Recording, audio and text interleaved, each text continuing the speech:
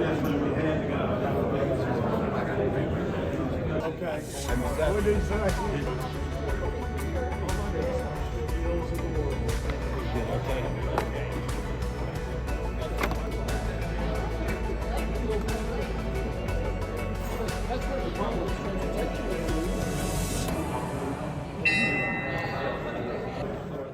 I'm glad all of you are here today. It's a good crowd. Thank you so very much.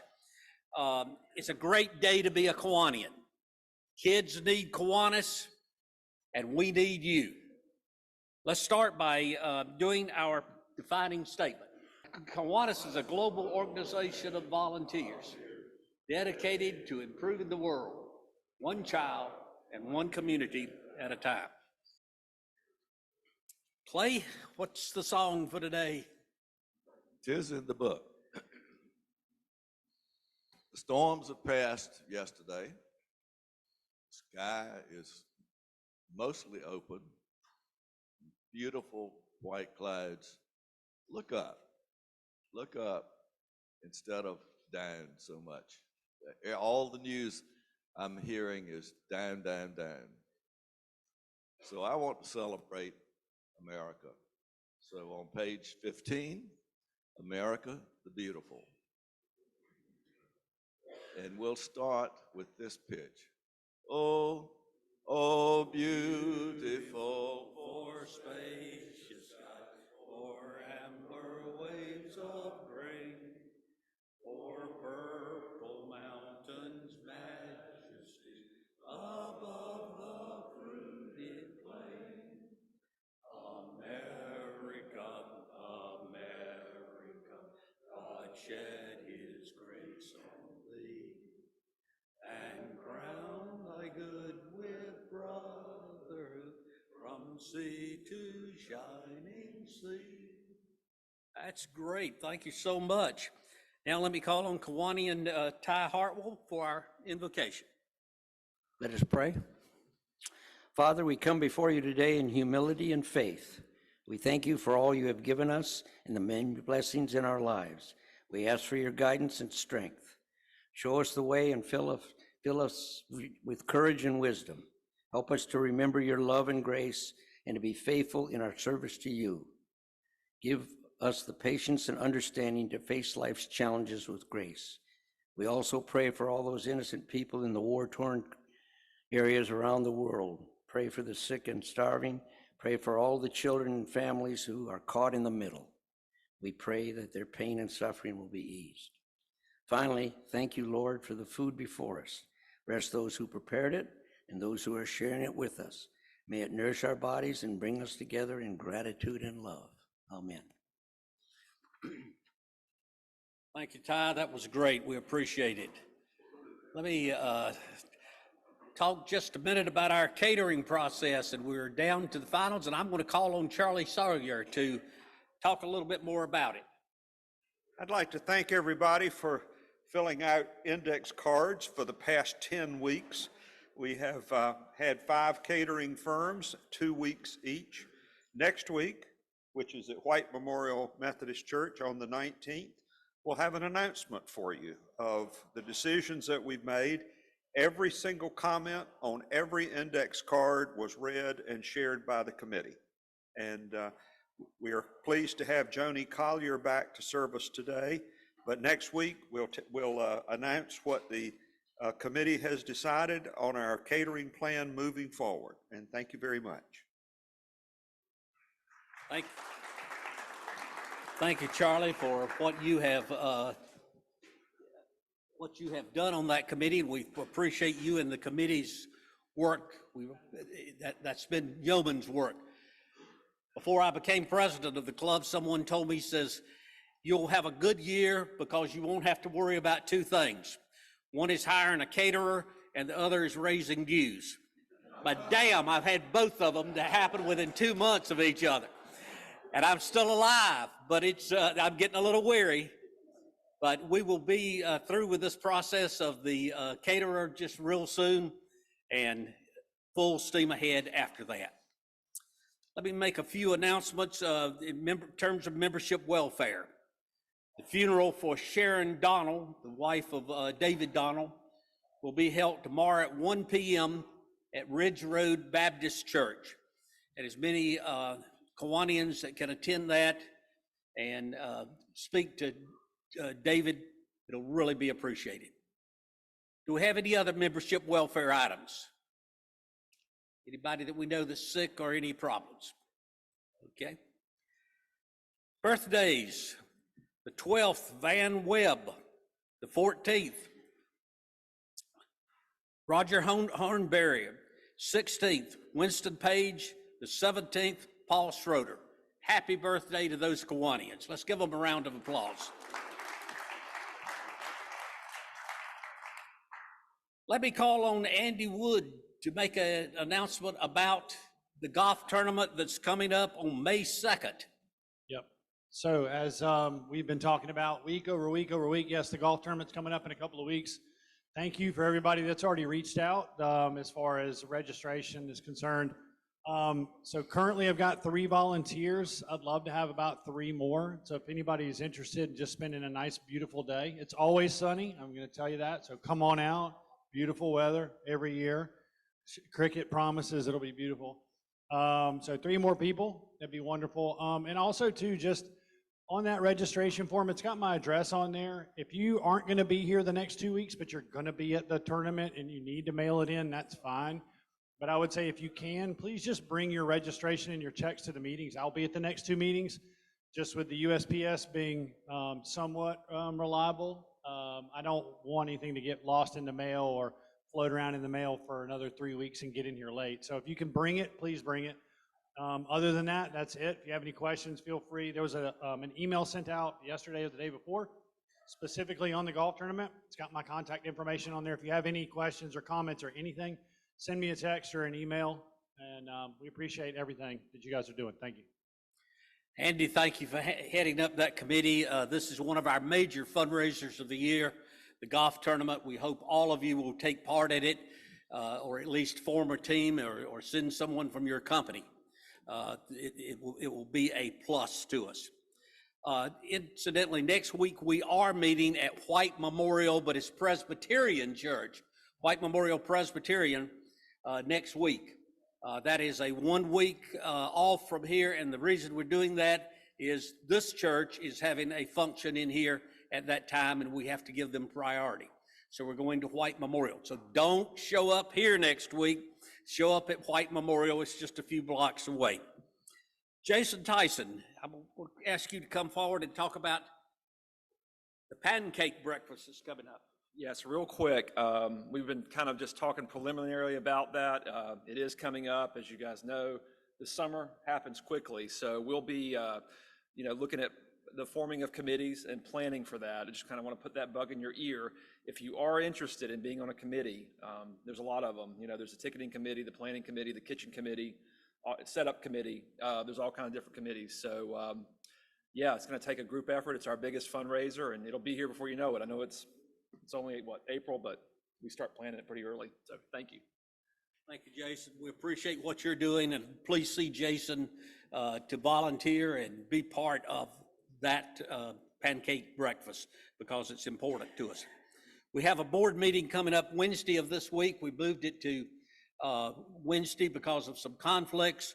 I hope that's not a problem with board members, and that meeting will be held in Courtney's office, which is across from Crabtree Valley Mall. If you need directions, please give me a call about it. Are there any other announcements? Well, let me ask one thing. You gave me the bowl. What am I supposed to do with it? Put it on your head. I'll sell it if... We had a number of bidders on the bowl last week, and the people who lost the bid said if I brought a bowl, they would buy it, and the money will go to the diaper train. Outstanding. So I'm supposed to sell this one, right? Yeah. Here we go, folks. Let's sell this bowl. It goes to a good cause. You can write it off as charity. You write I got 20 now, 30. How about a $30 bid? How about 30? I got 20 here now, 30. I need 30. Hey, don't stop things just because you said 20 now, 30. I need a $30 bid, $30 bid. I got 30 back there now, 35. 35, I got 35 now, $40. How about a $40 bid? Handmade, I got 40 now, 45. How about 45? Will you give me 45? 40 now, 45. I got 45 now, a $50 bid. You're out, sir. $50. Everybody's looking at you. $60. Thank you. Way to do it. Now 70. I got 60 now, 70. How about a $70 bid? I got 60 now, 70. How about 65 then? Anybody at 65? 65. Here we go at 65. No takers. We sell it at $60 to Johnny Mac Alexander. Thank you, sir. We appreciate that. You can hold the bowl. That's handmade by Robert. And now I'm going to introduce Phil Kirk, who will introduce our speaker for today. Chew with your mouth closed.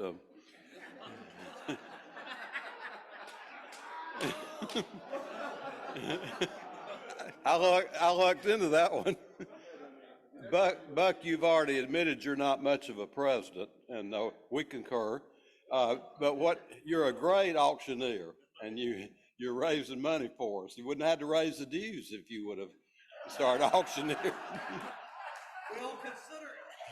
Oh, Or if you paid yours. You keep on, and I'm going to be the program. I'll punish you. We're very glad today to have John Palace. We're lifelong friends. Some of you know when I fell, I had bleeding around the brain, and my doctor told me I would have days like this when I couldn't have talk, but I'll do the best I can. John Policastro, I've known him for years, is the new president and CEO of the North Carolina Automobile Dealers Association. He's only the fourth president, he's going to tell you about that, only the fourth president in their 90-some years of serving as the head of this organization. Prior to that, he was executive VP and general counsel for the automobile dealers. He has a very effective reputation as being an excellent lobbyist and a very good professional. He's worked for American Express and AT&T, where he served as state director. His leadership extends to his roles as a founding member and president of the North Carolina Young Lobbyist Association, and then he got old, so he formed the North Carolina Professional Lobbyist Association. John resides in Raleigh with his wife, Lynn, and they have two daughters currently attending the University of North Carolina at Chapel Hill. And I want to say something else nice about that, John Alexander, so listen. I'm very proud of John. He's also a graduate of UNC, and I became proud of him today when he told me he pulled strongly for NC State in the basketball. And I've been impressed with, to be honest with you, I'm impressed with all the people this year who said they pulled for state, and I know John did because he's an honorable person. Well, he used to be before he went to law school. For the fun fact about John, listen to this carefully, he solo hiked and camped at the bottom of the Grand Canyon a few years ago. Now that word solo, that meant you went by yourself. You couldn't get anybody to go with you, right? Okay. So we welcome John to speak to us today, and I hope that he's not too angry with the introduction.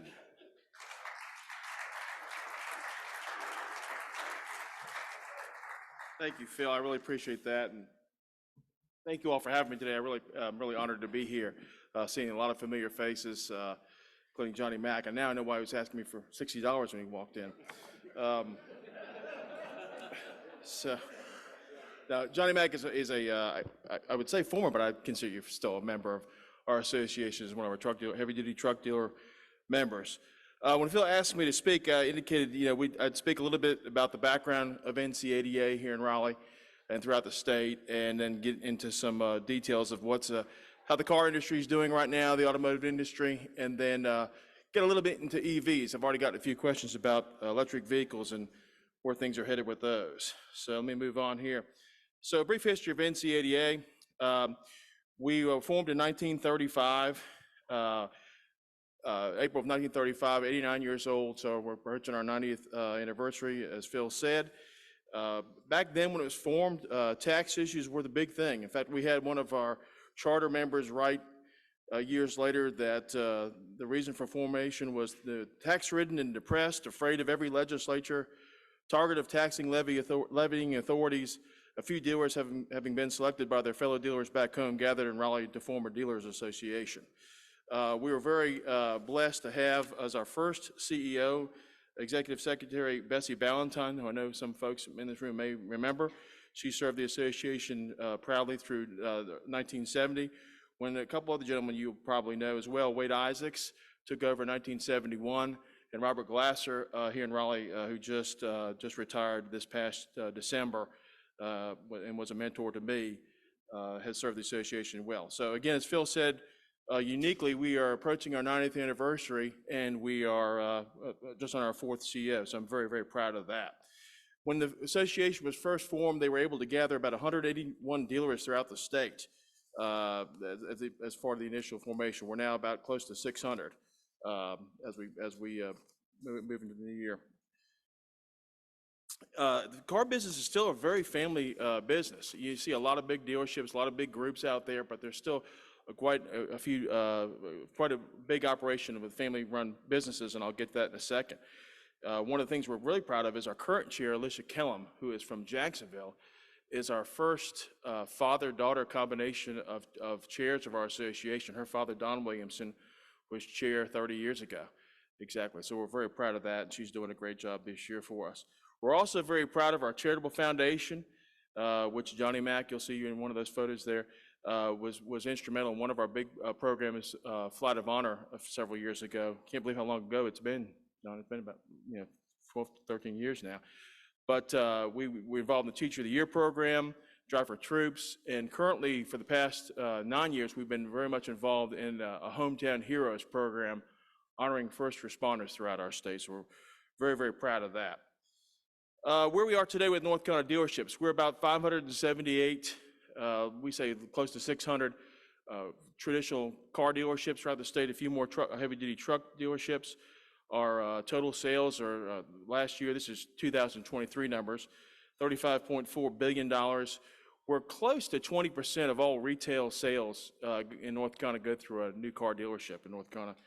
Our payroll, as you can see there, is pretty strong. It's a very good place for someone who without a college degree. I mean, you can do really, really well at a new car dealership without a college degree. As you see here, there, the average annual earnings topping $80,000 last year. We created about 36,000 direct jobs in North Carolina and another 38,000 plus in indirect and induced jobs. And the big number there for the state is we're over $1 billion tax contributor generator for the state. I'm very proud of that. This is a little data on our heavy duty truck dealer side for North Carolina. You see their numbers are pretty high as well. So what we are in North Carolina, we're local businesses. Again, like I said, we're Main Street, not Wall Street. 92% of dealership owners throughout the United States only have 1 to 5 dealerships. You see so many of these big groups out there, and they're very valued members of ours, and they support their local communities in the same form and fashion as your traditional one-store dealers. But there's a misperception out there that that's where things are right now, and they're really not. It's still a largely family-owned business, supporting local careers, local tax revenue, investing millions in the local economy, and contributing to worthy causes, and also supporting the local consumer. So what do we stand for in North Carolina? We promote a strong franchise law. Every state in the country has a franchise law for motor vehicles on its books. Ours is from 1950. And the preamble to that law basically indicates the General Assembly finds and declares that the distribution of motor vehicles in the state of North Carolina vitally affects the general economy of the state and the public interest and public welfare. So the franchise laws are in there to license dealers throughout the state and to make sure that the consumer in North Carolina is protected. And so we value those laws very much. We advance a safe, reliable, convenient, and competitive retail network for automobile sales and service throughout the state. We work very closely with DMV. I see the commissioner just walked in. Commissioner Goodman, thanks for being here.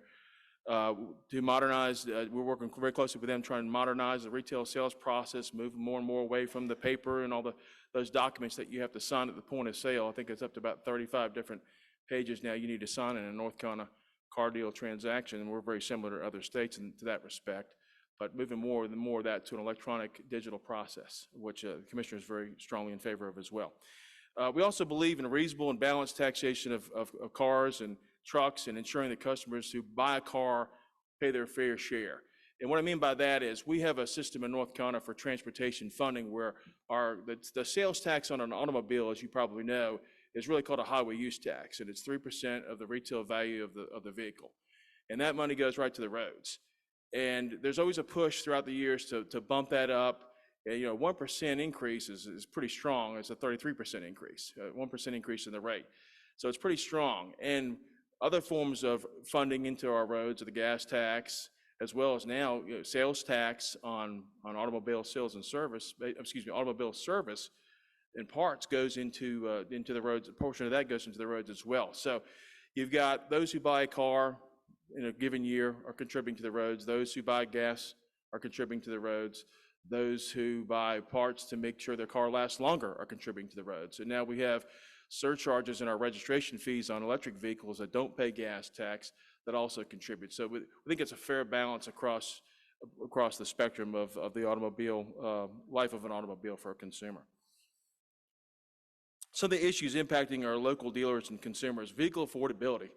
As you've seen the past year with past few years with vehicle shortages out there, and so many vehicles hard to get, the cost of vehicles just went up tremendously. I'm sure a lot of you who bought cars in the past couple of years were getting calls from your dealerships asking you to bring your car back so they could buy it back from you, oftentimes more than you paid for it. Those days are kind of winding down, so we're seeing a little bit more increase in vehicle inventory.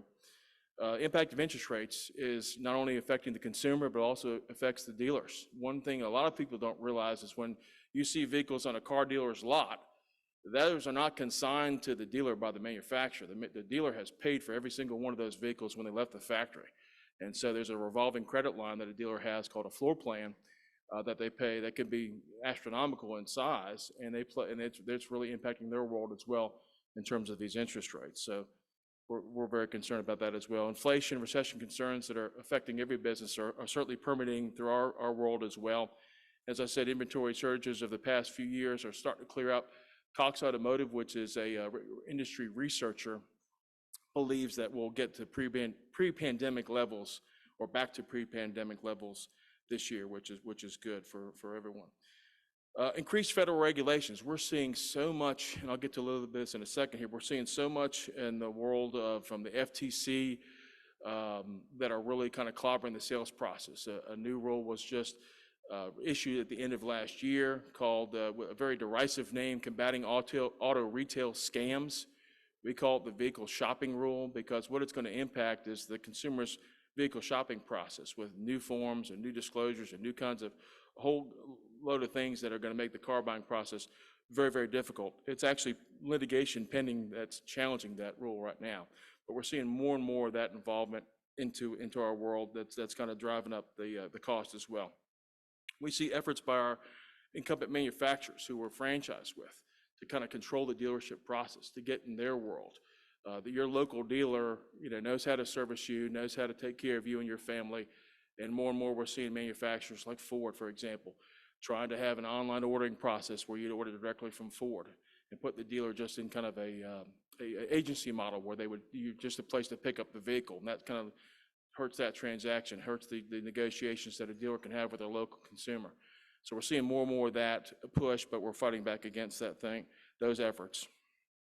We're seeing startup EV manufacturers, as you've seen out there. Tesla was the first one, trying to sell directly to the consumer.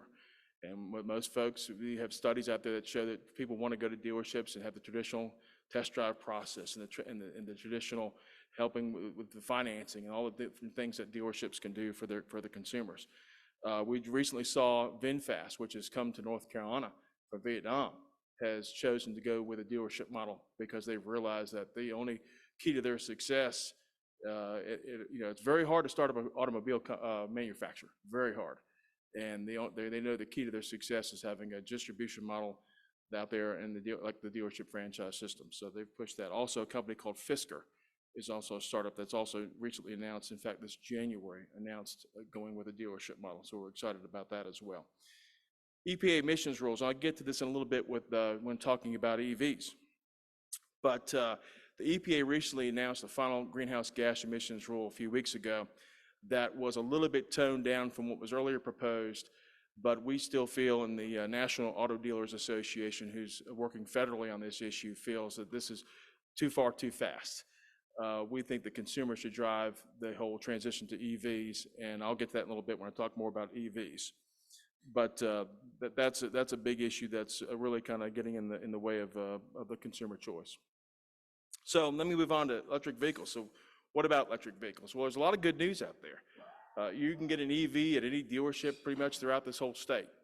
The record 1.2 million EVs were sold last year in the United States, which is 7.6% of the market share of all new vehicles sold, which was up from 6% in 2022.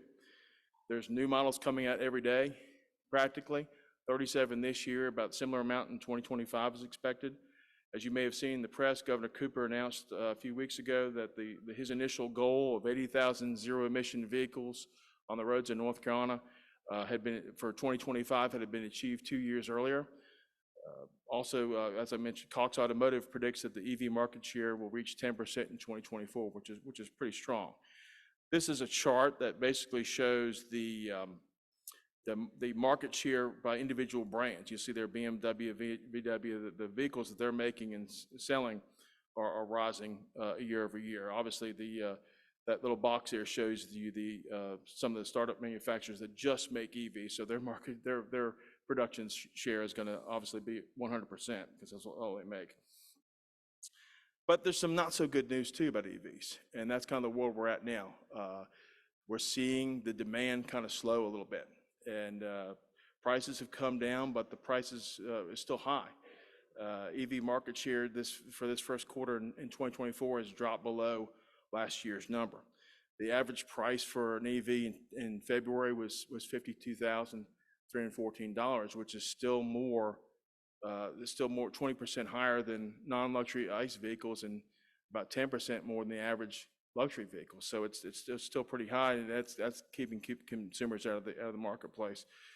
An NADA, National Auto Dealers Association survey found that 69% of the people in the market for a new car who are looking at EVs, the biggest thing that kept them from buying an EV was the concern about driving range. And that goes back to our infrastructure and having charging stations available. And those folks are just scared about that. What we've moved out of is the world where someone's buying an EV like a Tesla or a Ford Lightning or whatever to be their fun weekend car or their fun third car or whatever they need, or their commuting car. And we're now to the people who that's the only car they're going to be able to buy. And it needs to be available at all times. It needs to have the ability to charge it at all times, and it needs to be affordable. So that's the challenge we face in our industry right now, is making sure we can get there. Again, the two big hurdles: affordability and charging access. But EVs have gotten so political. You know, if you talk positive about an EV, you know, one side thinks you're crazy. If you even question whether or not we could have a more rational transition to EVs by advancing plug-in hybrid vehicles, there's folks that will think, it's terrible. We got to go EV, and that's the only way to save the planet and the climate change issue. This is a chart showing EV transaction prices, as you can see, as I've just mentioned there. But you'll see, there's political cartoons out there now on both sides of the aisle, as I just said. A lot of folks are arguing that EVs, while they may be clean, some of the production methods and necessities and the mining that goes on for some of these materials and minerals that must go into these vehicles is not the cleanest in the world. So you get those arguments as well out there. EPA greenhouse gas emissions rule mandates. We're seeing that what they've done was they're shooting for a goal. The EPA is shooting for a goal of 67% of vehicles being EVs out there, and by 2030, by 2032, and they've kind of, what they did with their rules was scaled it back a little bit, and so that the transition period will not really gear up for a few years. So after 2029, I believe it will start gearing up, or 2027 it will start gearing up. You'll see some rapid movement there. That kind of concerns us because we're seeing with the marketplace, and the marketplace is just not there yet. And I'll get that a little bit here at the end. But a little bit back to the future. So everybody feels like electric vehicles are a relatively new thing in the past few years, 5 or 6, 7, 10 years. Obviously with Tesla, about a little more than 10 years now. But it really wasn't. You know, we have the Ford F-150 Lightning as an example of the new technology that's out there for EVs, but there were concept cars back in the early 2000s. General Motors had an EV1. Back in the 90s, the Toyota RAV4 was produced for a little while. Even an electric Chevette, the Electrovette, was produced as a concept car back in 1978. I had one of the gas-powered ones of those as my first car, which was fun. 1950, there was EVs out there. Even 1931 Detroit Electric sold for $3,000 back then. Thomas Edison on a Studebaker Electric in 1902.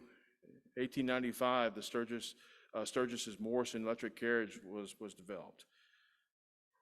Anybody want to guess what how many EVs there were on the road in the 1920s? 7.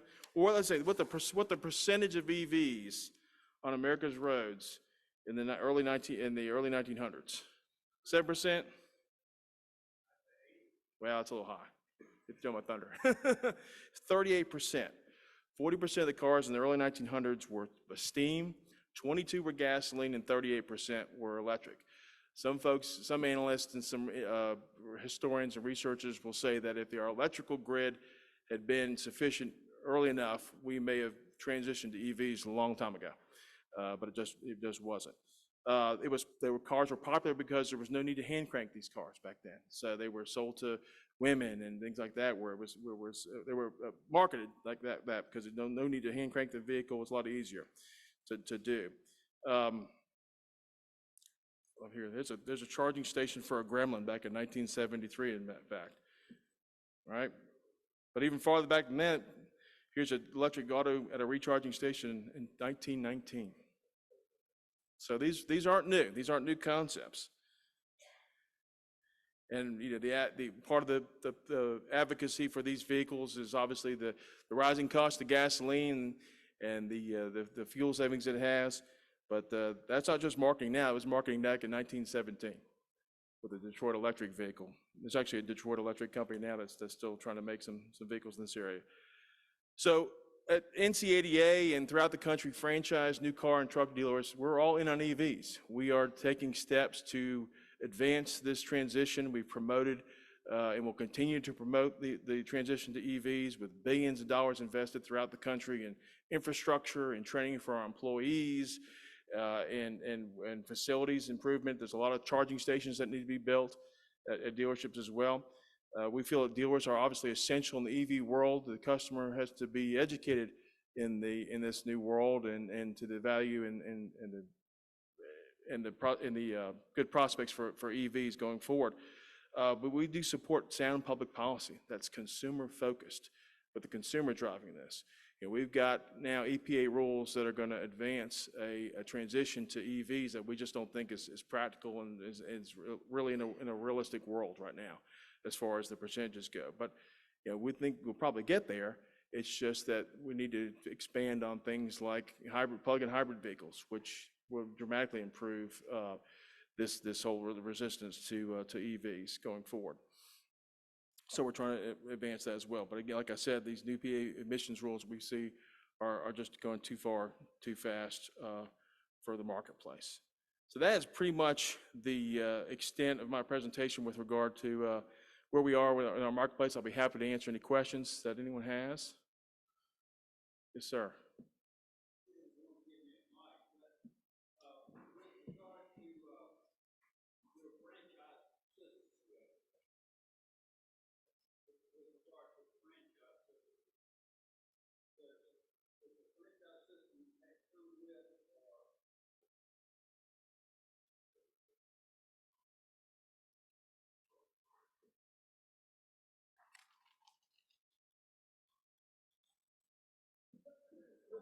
I can hear you. Here comes one.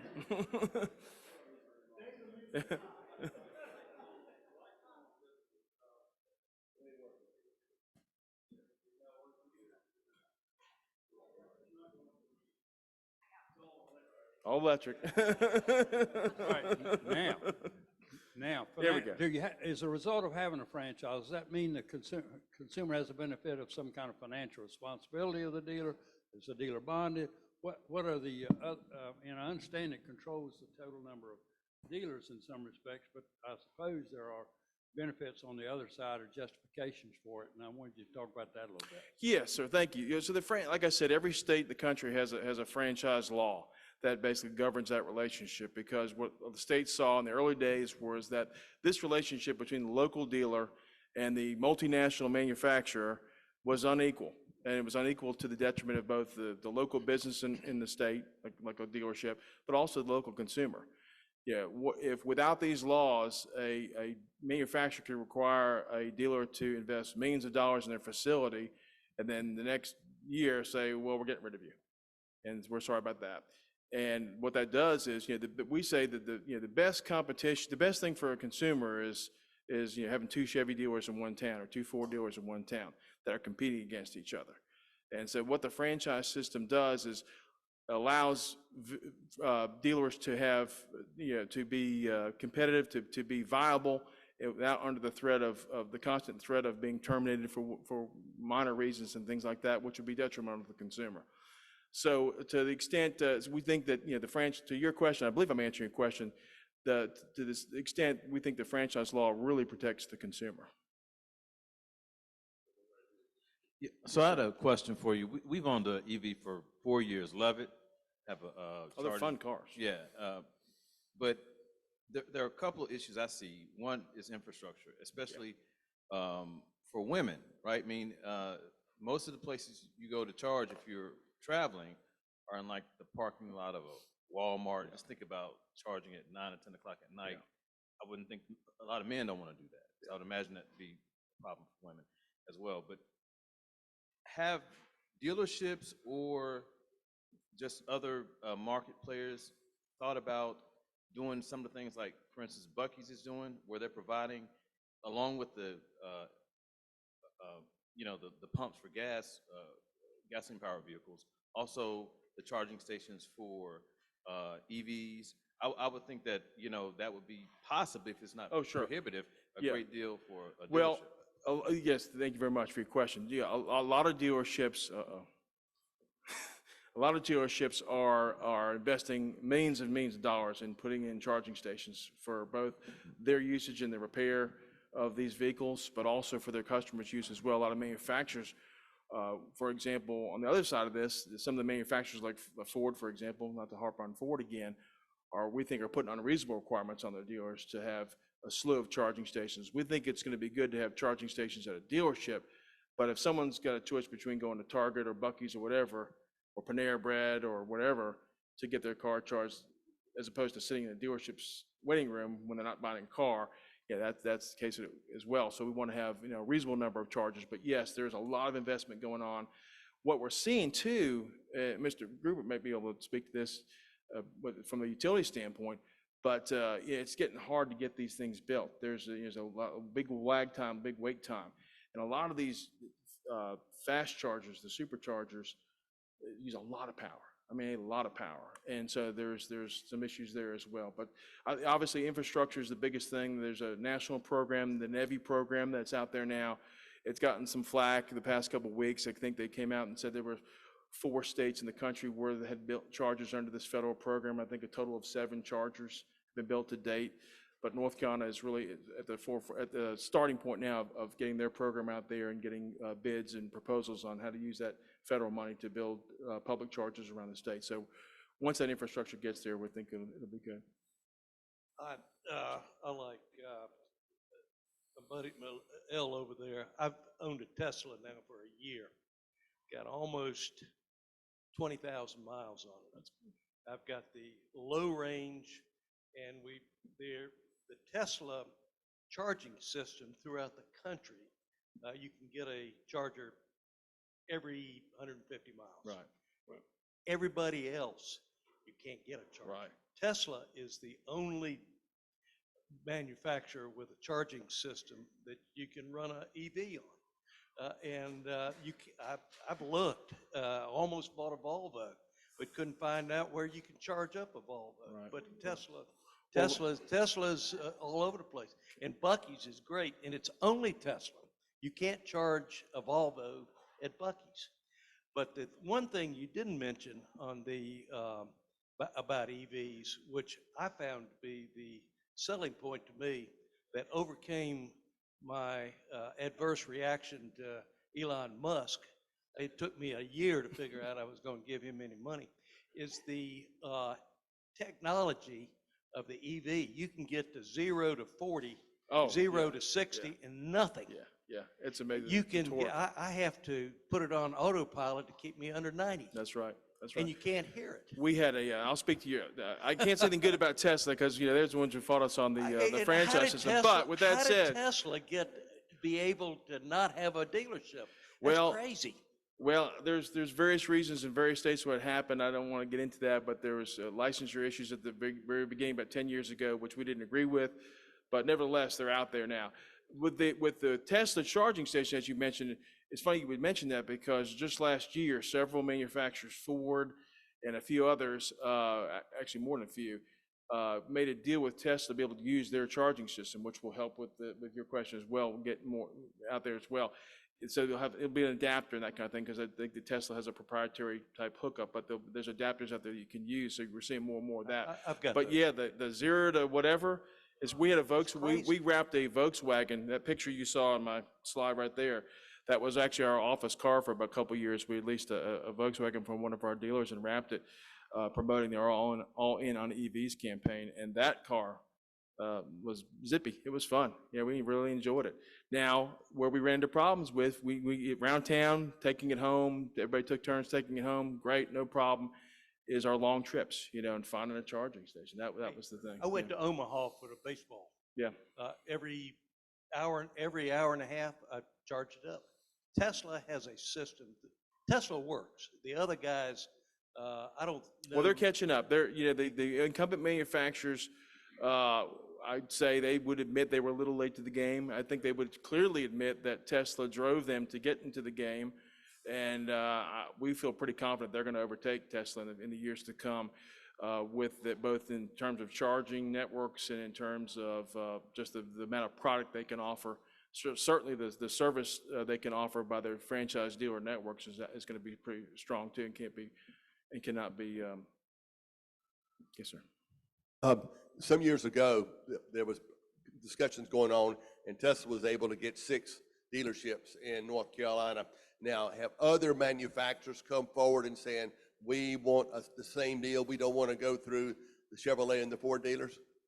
Well, Senator Mack, Johnny Mack, you were involved in that process as well back then, very much so. You're very big part of that process. I think there are manufacturers that would want to do that. Clearly, we think that that we didn't agree with Tesla getting a license in the first place. I think it was clearly against the franchise laws. But with that said, we're encouraged by the VinFasts of the world, and the Fiskars of the world, who are startup manufacturers who are seeing that this distribution system through their dealership model is the way to go.